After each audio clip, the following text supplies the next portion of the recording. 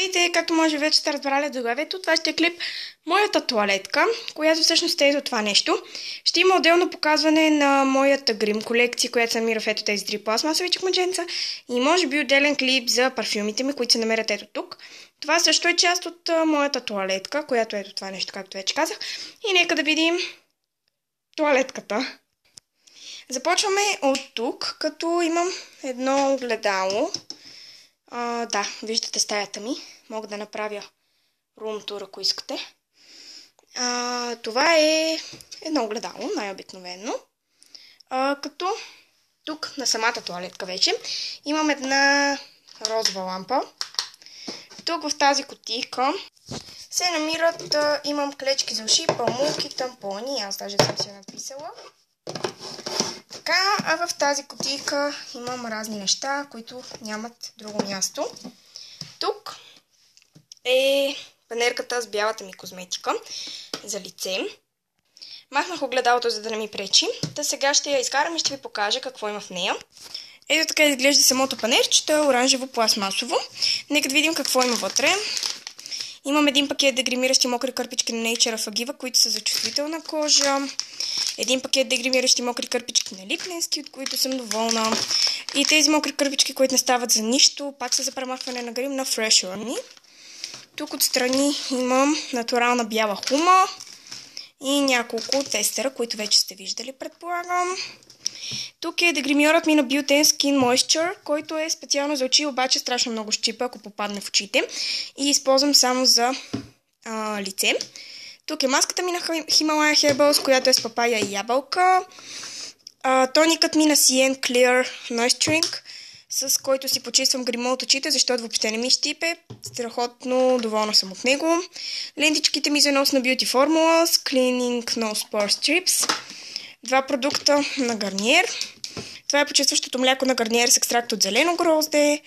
Слънцезащитния крем на Гарниер, нова опаковка Ambre Solaire, който е с фактор 30. Едно малко кремче, мостричка от Avon, което не използвам за лице. Едно кремче на Bubhen, което използвам, когато имам някоя дразнеща пъпчица, защото той им помага. И последното нещо е един вазелин. Сега ще ви го покажа. Слагам го тук, защото ми е по-удобно, тъй като този вазелин си го нанасям вечер. Продължаваме с белите чекмедженца, като тук се състои. Тук е моята грим колекция, като в първото чекмедже има продукти за устни, във второто продукти за очи и в третото продукти за лице. Ще има отделно видео за моята грим колекция.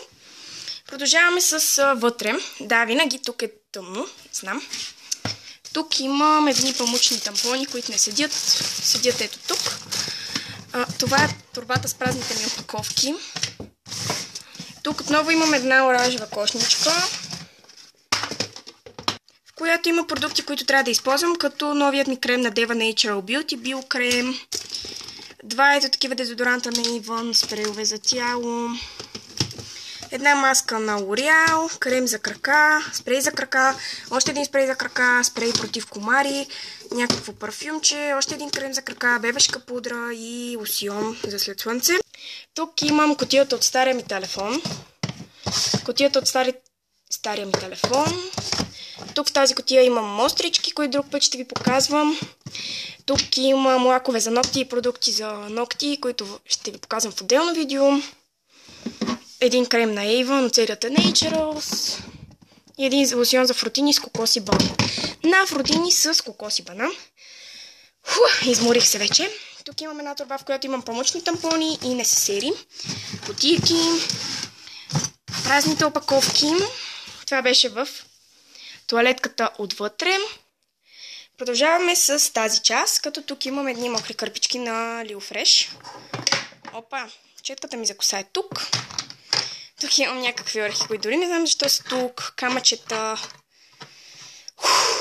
Изморих се. Камъчета са купени от Jumbo. Тук си държат четките, които паднаха половината. Другата половина са изпрани и сега ще ви заведа да ви ги покажа. Това са четките ми за грим, плюс тези, които видяхте. Те не са супер голямата колекция, но ми вършат работа. Четка за фондютен, тази е за скосена четка за попълване на вежди, тази е за пудра, а тази е за отново за очна линия. И тъй като сме в банята, ще ви покажа и продуктите, които са в банята. Като те са ето в тази част. Тук е електрическата ми четка, водата ми за уста, един крем за избелване на любимци. Тук има една кутийка, в която има ластички, фибички, шнолички, панделчици, буклученца за коса, пасти за зъби, дезодорант, маслото ми за коса, на което ще има отделно видео, хининова вода, рексона, един крем на балея боди с кокос, четки за зъби, антибактериален сапун на детол. Тук имам кърпички, на долните рафтове има несесери. А тук са продуктите ми за лице. Това е скрабът ми на балея. Това не е измиващ гел. Това е най-нормален течен сапун, който използвам като измиващ гел, защото е много хубав. Още един скраб за лице и тук е гъбката ми от Ебелин. Ето това е шкафът, в който си държа козметиката. Отдолу под мивката има сапуни, клечки за уши, един течен сапун, един душ гел.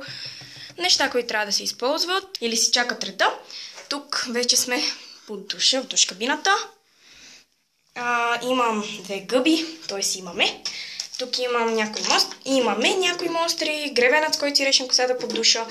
Два душ гела, този е на Avon и е ужасен, този е на DAF. Имам гъба. Маската ми за коса на Avon, тук са шампонът ми, балзамът ми на балея от професионалната им серия, на които ще има ревю, душ гелът на балея, още един шампон, който е мой, шампонът на Шалма на баща ми, отзад има един душ гел на тати и това е тук. Връщам се тук, като най-отзад е касата ми, тук има едни салфетки.